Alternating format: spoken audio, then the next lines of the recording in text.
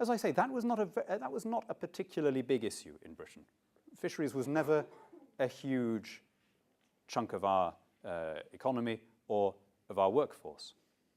And most supporters of the EU in the 1970s, if they were honest, said this was our entry ticket. This was the price we had to pay in order to get into the common market, in order to benefit from the free trade.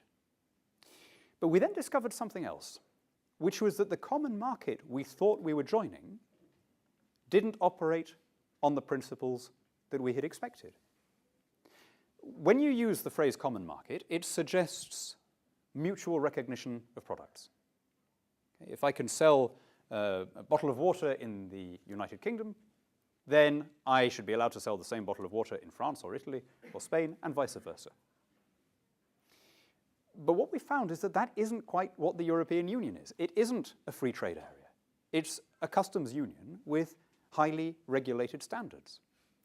And so instead of simply saying, this is a legal product here and it's therefore legal in all the other countries, we found that there were specific rules that said in order to call this a bottle of mineral water, it has to contain the following minerals, A, B, and C, and it mustn't contain any of these minerals, X, Y, and Z. And the volume has to be not greater than this and not less than that, and it has to be marketed in the following ways, and the ingredients have to be listed in the following way.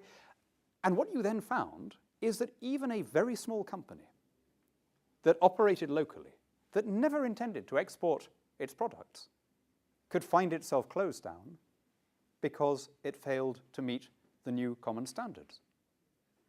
So instead of a market that increased consumer choice, we found we had joined a highly restricted customs union which reduced consumer choice. And here's the funny thing, which I didn't really appreciate until I was elected to the European Parliament. When you trace back the origin of the directive on mineral water, which, by the way, is a real directive, I'm not inventing it's not an abstract example. When you trace back the paternity of these rules and you say, where did it come from? Who was lobbying for this? 9 times out of 10, you find that somewhere in the European Union is a big producer who happens to meet all of those standards anyway, and who sees the EU as a splendid opportunity to export his costs to his commercial rivals. This has happened again and again. There was a huge issue about 5 years ago about the banning of vitamin and mineral supplements and various alternative and herbal remedies. I couldn't understand, why is the European Union criminalizing a perfectly harmless activity pursued by 20 million Europeans? Now, you can take the view that these alternative medicines are a very good thing, as my wife does, or you can take the view that they are probably a placebo, as I do.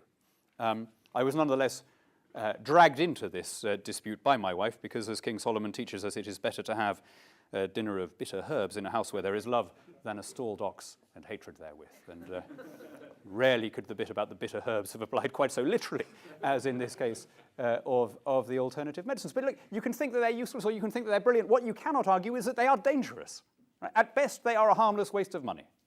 Or at worst, rather, they're a harmless waste of money. At best, they're very useless. So why? Why was the European Union wanting to prescribe this perfectly harmless or arguably beneficial activity? Well, again, there was no secret about this. The people who were lobbying hardest for the standards on vitamins and minerals and alternative medicines were the big pharmaceutical corporations, because they could easily afford the new compliance costs, and they spotted a wonderful opportunity to squeeze their smaller competitors out of the market. That's one small example, but it illustrates a point that we were very slow in grasping in the United Kingdom, which is that an organization that we had thought was an essentially free trade, essentially competitive one, turned out to be corporatist and restricted. Which leads me to in a way, the biggest mistake we made. In the early 70s, we thought that we were joining a growing and successful part of the world economy. And you know, that was not an unreasonable thing to think, because up until 1974, bouncing back from the ruin of the end of the Second World War, the countries of the common market had indeed been growing very successfully. But we timed our arrival very badly. 1974 was the last year that the European Union grew as a percentage of the world economy. It has been shrinking at an extraordinary and alarming rate ever since. In 1974, if we take let's call it the countries of old Europe, the 15 member states of the EU as it stood prior to the 2004 enlargement round, prior to the admission of the ex-Comecon countries, which obviously were growing because they were bouncing back from communism. If you look at those countries, in 1974, they accounted for 36% of world GDP. Today, they account for 24% of world GDP. And in the year 2020, they will account for 15% of world GDP. So what we've found is that we've locked ourselves into a shrinking part of the world economy. I was doing a debate against a Liberal Democrat opponent of mine on the radio in the run-up to the European election.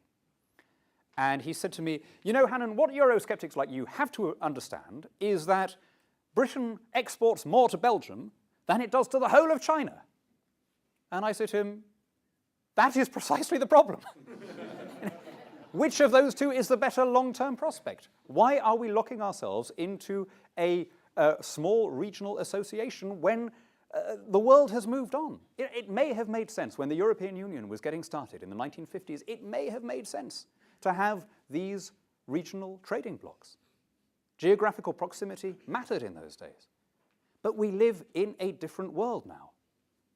We have the internet. We've had the communications revolution. We have a world in which capital surges around the globe with the touch of a button, except in Iceland where it's not allowed to, but everywhere else where capital surges around the world. Okay? And a company will decide to invest or not invest in a country on a whole range of grounds, to do with the language, to do with the tax system, to do with the incorruptibility of the justice system. Geographical proximity has never mattered less. It is as easy for a business in my constituency to sell to New Zealand, on the other side of the world. In fact, easier to sell to New Zealand than to sell, say, to Bulgaria or Greece, because New Zealand shares our language, shares our common law system, shares our legal and accountancy practices. We found ourselves trapped by arguments that have been redundant for half a century into being part of this regional corporatist bloc. And in a way, though, more serious than the economic disadvantages have been the impacts on our democracy. I'm conscious that I'm standing in a country that has a good claim to have the world's oldest parliament. So you guys may have the copyright of the idea, but we like to think that we exported and popularized it around the place. You know, we're big on the idea that laws should be passed by elected representatives, and that if we don't like what they've done, we can sack them. We think that that is a precept that has served to make our country successful and free, and we fought a civil war to establish it. That, more than anything, is what we found we'd lost after we joined. And I'm not saying these things as an anti-European. I speak French, I speak Spanish. I've lived and worked all over the EU, right? My problem is not with an association of states that get together to cooperate and to talk to each other and to resolve disputes and to do in common what they can't do singly. You would have to be insane to be against that. My problem with it is that it has become remote and cut off from the people that it purports to represent, and that because it is insulated from public opinion, it has become self-serving and often corrupt, because that is human nature. If you don't have to look over your shoulder at the voters, you start arranging your affairs to suit yourself. What do I mean when I say that it's undemocratic?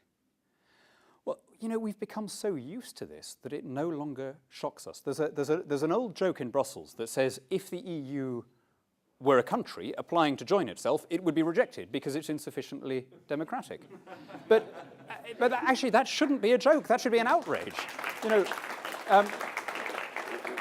we have a situation where supreme power is wielded by 27 appointed bureaucrats who are invulnerable to public opinion.